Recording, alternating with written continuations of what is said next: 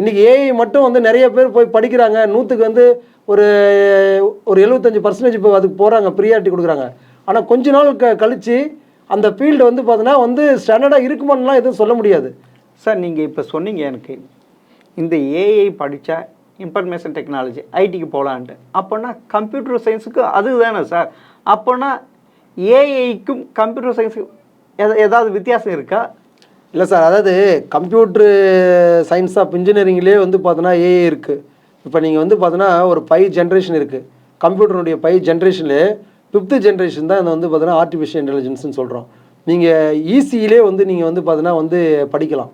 எது இந்த ஆர்டிஃபிஷியல் இன்டெலிஜென்ஸை பற்றி படிக்கலாம், கம்ப்யூட்டருடைய 5th ஜென்ரேஷன். ஏன்னா வந்து நீங்கள் எலக்ட்ரானிக்ஸை பற்றியும் படிக்கிறீங்க, கம்யூனிகேஷன் பற்றியும் படிக்கிறீங்க, நெட்வொர்க்கிங் பற்றியும் படிக்கிறீங்க ஈஸின்ற பொறுத்ததுலையும். அதே மாதிரி கம்ப்யூட்டர்ன்றது வந்து எல்லாமே பேஸ் அது. அதுலேயே நீங்கள் வந்து ஐடி ஃபீல்டுக்கு போகலாம், சாஃப்ட்வேர் லைன் எல்லாத்துலேயும் போகலாம். நீங்கள் ஏஐ எடுத்து தான் நீங்கள் வந்து ஐடி இது சாஃப்ட்வேர் ஃபீல்டு போகணுன்னா ஒன்றும் கிடையாது. அப்போனா இந்த ஏஐக்கும் கம்ப்யூட்டர் சயின்ஸுக்கு பெருசாக வித்தியாசம் இல்லைன்றீங்களா?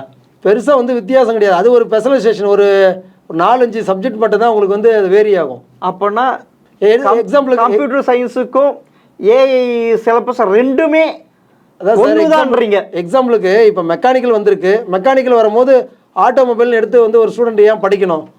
ஆட்டோமொபைலும் மெக்கானிக்கலும் மெக்கட்ரானிக்ஸும் ப்ரொடக்ஷன் எல்லாம் ஒன்றா தான் வருது. ஸ்பெஷலைசேஷன் கொஞ்சம் வந்து ஒரு ஸ்பெஷலாக வந்து நீங்கள் அட்வான்ஸாக தெரிஞ்சுக்கலான்றதுக்காக தான் ஆட்டோமொபைல் இருக்குது. நீங்கள் ஆட்டோமொபைலுக்கும் மெக்கானிக்கலுக்கும் ஒரு வித்தியாசமே இல்லையே. நீங்கள் 7வது செமஸ்டரில் தான் போயிட்டு நீங்கள் உங்களுக்கு வந்து ஆட்டோமொபைலில் வந்து ஒரு 3-4 சப்ஜெக்ட் வந்து பார்த்தீங்கன்னா படிப்பீங்க புதுசாக. மற்றபடி எல்லாமே சேம் சப்ஜெக்ட் தான் உங்களுக்கு.